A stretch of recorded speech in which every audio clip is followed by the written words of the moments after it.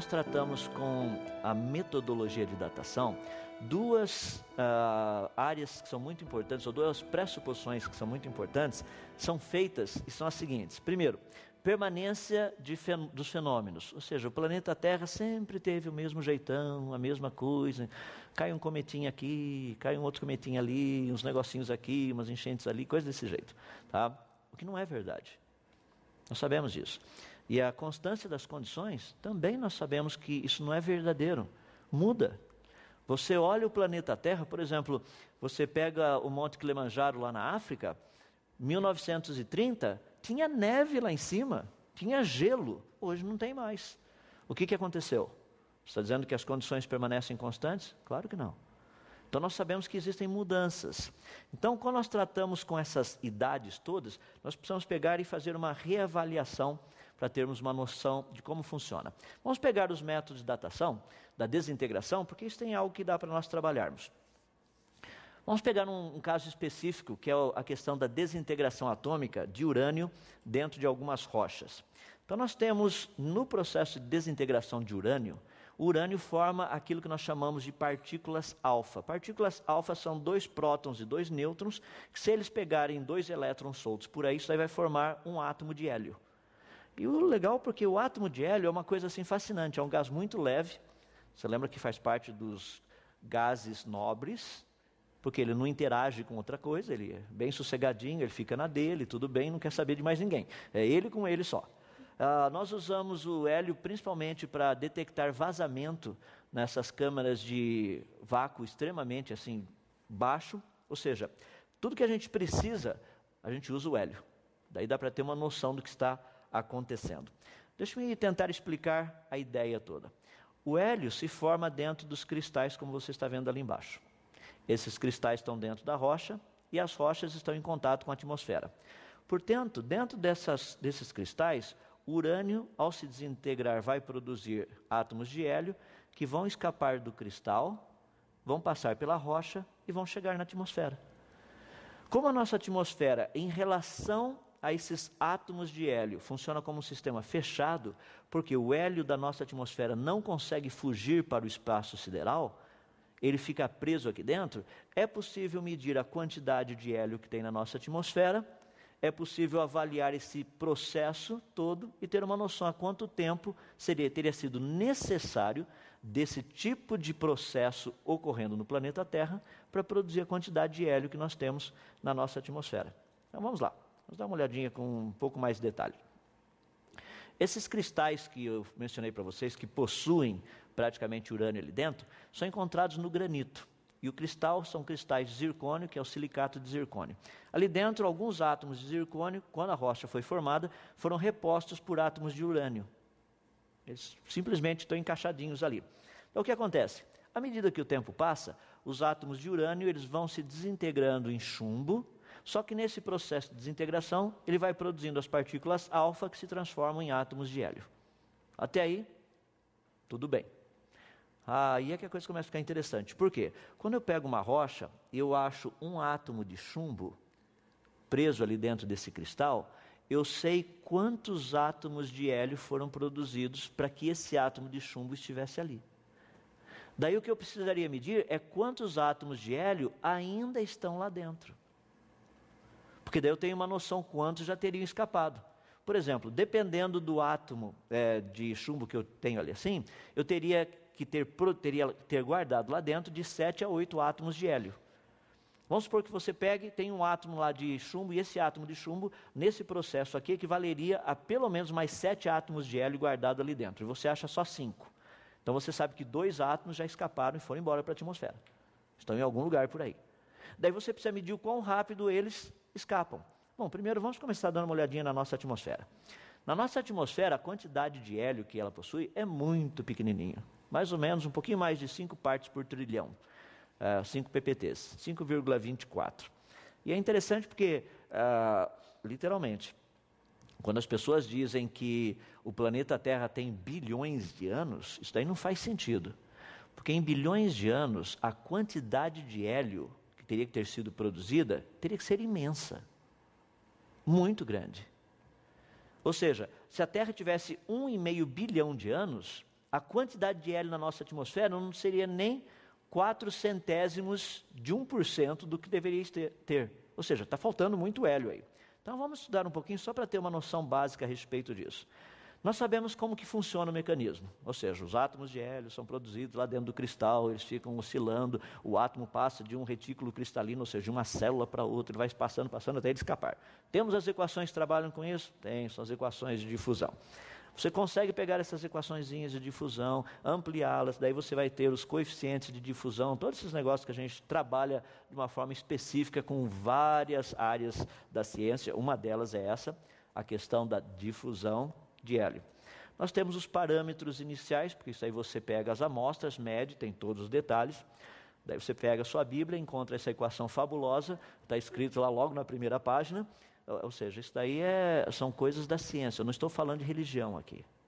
Eu brinquei com essa questão de procura na Bíblia, mas não tem isso lá. Então você dá uma olhadinha, essa equação fabulosa, isso aí consegue sintetizar em duas praticamente integrais que vocês estão vendo ali embaixo, uma delas, que são integrais volumétricas, ou seja, você tem condição de sintetizar esse negócio e fazer uma avaliação. Que avaliação é essa? O que nós queremos saber é quanto tempo teria sido necessário para que átomos de hélio escapando de rocha produzissem a quantidade de hélio que a nossa atmosfera possui. Então você precisa dessas equações para ter uma noção da difusão, ou seja, quão rápido eles conseguem escapar dos cristais. Daí você pega e sai pelo planeta e vai caçando cristais, para ter uma ideia geral, daí você faz uma avaliação específica de tudo aquilo que você pegou e você chega a uma conclusão que deixa muita gente de queixo aberto, ou queixo caído. Qual seria? É que a quantidade de hélio que está na nossa atmosfera, ela equivale a 6.000 anos de desintegração atômica. É muito pouco tempo. As pessoas falam, não, mas o que está acontecendo? Não, o que está acontecendo é que a quantidade de hélio na atmosfera, baseado em medições envolvendo desintegração atômica, mostra que a Terra não poderia ser tão velha. Você fala, não, mas está dizendo que a idade da Terra é 6.000 anos? Não, estou dizendo que a quantidade de hélio que existe na nossa atmosfera, baseado no processo de desintegração atômica de urânio em chumbo, produzindo partículas alfa, que se tornam átomos de hélio e passam por um processo de difusão do cristal pela rocha, chegando na atmosfera, esse negócio está ocorrendo mais ou menos uns 6.000 anos. Daí as pessoas olham e falam assim, não, isso é religião. Não, isso aqui é ciência. Não, mas a Terra teria milhões de anos. Aí você tem que me provar. Quando nós olhamos na atmosfera do planeta, parece que a atmosfera é jovem. Nós temos resíduos de coisas que são guardados ali. Quando nós tratamos desse aspecto, muitas pessoas falam assim, não, mas você não está usando um método de datação. Eu estou usando a essência dos métodos de datação. Qual é? Desintegração atômica. Vamos pegar um outro método, só para você ter uma noção, carbono 14. Com carbono 14, nós podemos ter uma noção de como a coisa funciona. Carbono 14 foi inventado em 1955 por William Libby, foi quando ele começou a utilizar. É um método que funciona muito bem para datarmos coisas, entre aspas, recentes. Por exemplo, essa publicação de 2010 na revista Science fala de um trabalho espetacular feito no Egito, redatando várias dinastias de faraós, ou seja, colocando de novo uma certa cronologia na coisa. Como que eles fizeram isso? Eles pegaram grãos que estavam guardados dentro das pirâmides, pedaços, fragmentos de papiro, pedaços de sarcófago, todos esses negócios, utilizaram isso daí para datar com carbono 14. E o carbono 14, até 5.000 anos, ele funciona muito bem. Ele tem uma boa precisão. O problema é que de 5.000 anos para cima a coisa fica meio confusa. Mas até 5.000 ele funciona bem. Então, datações feitas com carbono 14 até 5.000, excelente. De 5.000 até 20.000, existem alguns problemas com as curvas de calibragem. E acima de 20.000 anos, geralmente não é utilizado carbono 14. Portanto, se alguém chegar para você e falar assim, não, aqui olha, esse fóssil aqui tem milhões de anos. Como é que você sabe? Eles usaram carbono 14. Você já sabe que a pessoa não sabe nada de datação. Porque não foi usado carbono 14. Carbono 14 só serve para usar coisas, num certo sentido, relativamente recentes. Agora, vamos parar e pensar um pouquinho a respeito do carbono 14. Primeiro, existem vários tipos de carbono E nós usamos o carbono 14, que tem uma meia-vida de 5.730 anos, como nosso relógio, okay? Nosso indicador.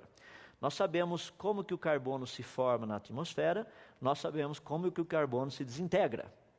Nós sabemos o quanto de carbono é produzido na nossa atmosfera, sabemos que nitrogênio é bombardeado por radiação que vem do Sol, então a molécula de nitrogênio quebra, um dos átomos de nitrogênio é transformado em carbono 14, esse carbono 14 agora ele se junta com 2 átomos de oxigênio, agora você tem uma molécula de CO2, essa molécula de CO2 ao interagir com uma folha, por exemplo, esse carbono através do processo de fotossíntese fica incorporado lá dentro, agora o carbono faz parte da folha e faz parte da planta.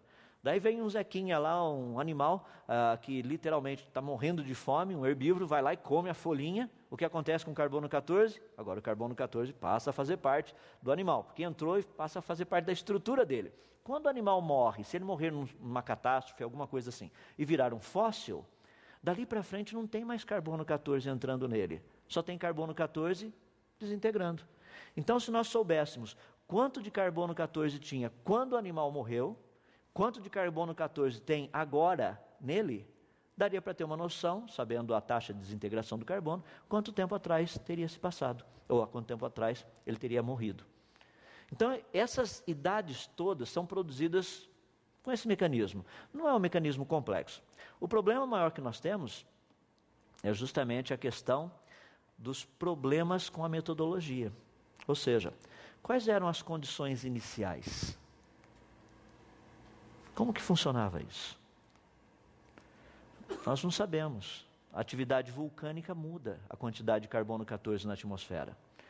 O campo magnético da Terra, a atividade solar, tudo isso muda a quantidade de carbono 14 que tem. Nós temos isso de uma forma bem específica, quando o pessoal faz teste atômico por aí de vez em quando, explode uma bomba atômica, você percebe que a quantidade de carbono 14 vai lá nas nuvens. Quando você tem erupção vulcânica, você percebe que existe uma alteração na quantidade de carbono 14. Daí todos esses fatores precisam ser trabalhados no que nós chamamos de curvas de calibragem. E essas curvas de calibragem é que são o problema para a gente. Por quê? Como que você sabe, como que você calibra? Para você calibrar, você tem que ter algo que seja o padrão. Mas como você compara? Qual o padrão? Por exemplo, essa quantidade de carbono 14 há tantos milhares de anos atrás, deveria ser essa, mas como é que você sabe que a quantidade de carbono 14 deveria ser aquela? Não, porque é a idade que nós temos. Mas como é que você tem essa idade? Não, nós usamos outros métodos para determinar essa idade. Mas sendo que os métodos têm o mesmo problema, como é que você garante que aquela idade, que aquele método produziu, que indicaria que essa quantidade de carbono 14 equivaleria àquela quantidade de anos, é verdadeira? Toda essa dinâmica precisa ser trabalhada. Curvas de calibragem e tudo mais. Deixa eu dar um exemplo, entrando na reta final, para você entender o mecanismo. Existe algo que você não precisa se preocupar com o carbono 14. O que é? Sendo que a quantidade de carbono 14 na nossa atmosfera é tão pequena, e a desintegração atômica do carbono 14, 5.730 anos, ou seja, a meia-vida dele é bem curtinha, é fácil você fazer um cálculo rapidinho, você vai perceber que qualquer coisa que tivesse mais que 250 mil anos, não deveria ter absolutamente nada de carbono 14 na sua estrutura.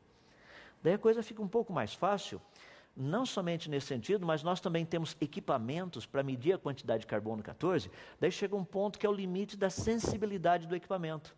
Esse é o limite máximo, dali para frente ele não consegue medir. O limite nosso está mais ou menos em 0,055 PMCs. 0,55 PMC, estourando, seria equivalente a 62 mil anos.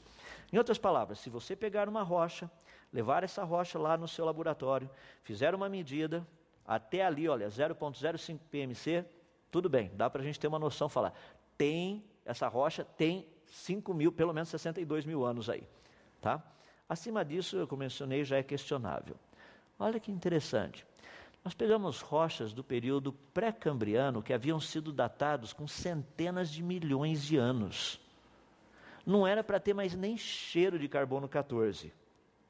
Nada de carbono 14. Porque iria estar fora dessa região onde é detectável. No entanto, existe carbono detectável. Você fala, mas o que aconteceu? Simples, aquelas idades que foram atribuídas de milhões de anos não são verdadeiras. a quantidade de carbono 14 nessas rochas, que são rochas do pré-cambriano, tinham sido datados com pelo menos 570 milhões de anos. A quantidade de carbono 14 nelas detectado mostra que essas rochas não poderiam ter mais do que 61 mil anos. Assumindo que o método do carbono 14 está correto, certinho. Nós estamos puxando para um limite máximo, não para o mínimo. Você pega, por exemplo, fósseis do período fanerozoico. Esses fósseis que foram avaliados aí, foram fósseis datados mais ou menos de 40 milhões de anos a 350 milhões de anos.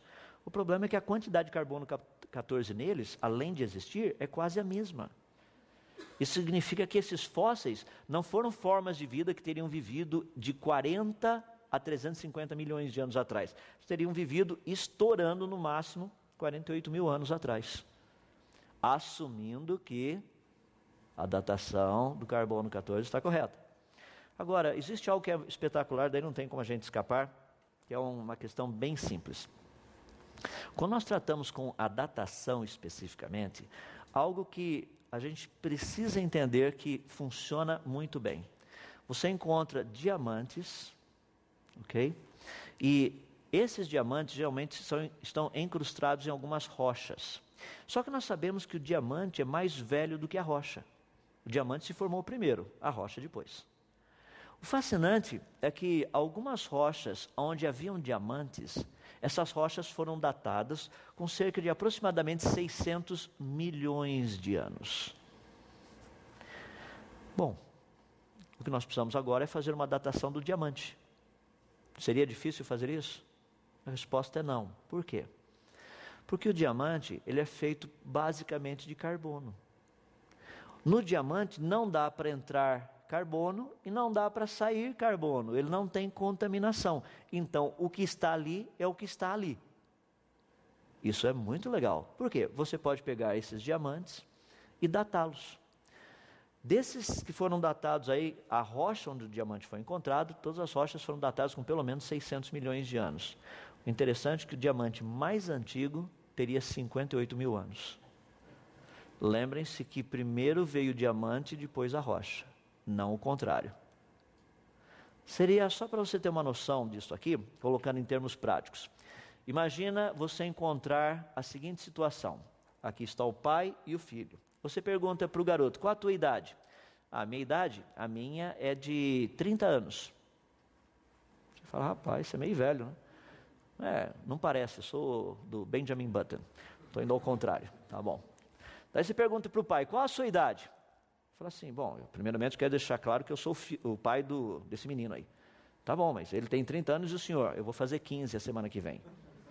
Peraí, explica de novo. O senhor é o pai dele e o senhor é mais novo do que ele? Isso não faz sentido. Exatamente a situação que nós temos. Nós temos rochas que deveriam ser mais novas do que os diamantes, no entanto, a idade delas é mais antiga. E por uma pequena diferença. Estão vendo aí questão de 600 milhões de anos aproximadamente. O que nós queremos dizer com isso? Que eu gostaria de deixar claro com isso? Que quando nós trabalhamos com essa questão dos métodos de datação, o problema maior é a implicação deles nessa interpretação da chamada coluna geológica. O grande problema, portanto, nesse aspecto, é que ao estudarmos a coluna geológica, você tem que colocar certos valores de datas. E essas datas vêm justamente dos métodos de datação. E esses métodos de datação produzem essas datas, como eu acabei de mostrar para vocês. Existe uma possibilidade de datarmos coisas? Sim, existe. Mas os métodos funcionam muito bem, sem medo de errar, nesses 5, 6 mil anos apenas. Obviamente, para a teoria da evolução, isso daí não seria uma boa notícia. Porque a teoria da evolução precisa de milhares de anos, de milhões de anos, para ser bem claro, bilhões de anos. Em apenas alguns milhares de anos não daria tempo de todas as supostas mudanças terem ocorrido. Agora, eu quero deixar bem claro que no que nós vimos até o presente momento, essas mudanças dentro da biologia e da genética, nós não temos evidências que elas ocorreram. Quando nós tratamos na área da paleontologia, ao estudarmos os fósseis, nós não vemos evidências que elas ocorreram. E quando nós olhamos na datação, pelo que tudo indica, esses bilhões de anos e milhões de anos também não teriam ocorrido. O que fazer diante de tudo isso? Lembrem-se que nós não estamos fazendo uma crítica à teoria da evolução. Eu estou mostrando que a base de raciocínio não está correta.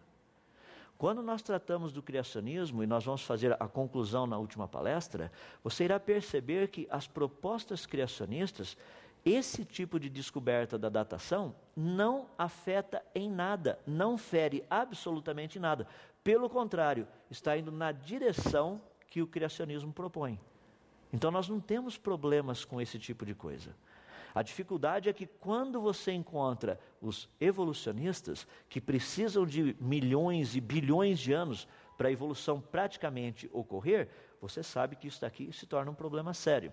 Agora, para concluir, com qual frequência você vê esses problemas sendo abordados tanto nas instituições de ensino quanto na mídia? Praticamente nós não vemos isso. Esses problemas não existem? Claro que existem. Quantos de vocês já tiveram a oportunidade, por exemplo, de ver uma aula, ou ter uma aula, ou assistir um programa tratando dos problemas relacionados com os métodos de datação? No entanto, todos nós já ouvimos programas e aulas falando dos bilhões de anos, das centenas de milhões de anos e blá, blá, blá, blá, blá, blá, blá, blá, blá. Então nós precisamos repensar essa questão toda dentro da datação. Mais uma vez, a ideia que nós temos, o que nós temos visto até o presente momento na evidência, é que o sistema todo, o planeta Terra é jovem, a nossa atmosfera é uma atmosfera jovem, e os fósseis mostram que as coisas não estão por aí, as coisas que estão por aqui agora, já também estiveram no passado, com uma pequena diferença.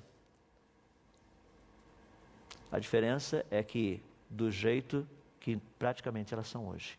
Não do jeito que nos tem sido dito, que elas teriam sido extremamente diferentes no passado. Um pouquinho de datação relacionado com fósseis e tudo mais. Estaremos tratando daqui a pouco da questão do catastrofismo, que é uma área fascinante também, para podermos pesquisar um pouquinho. Muito obrigado.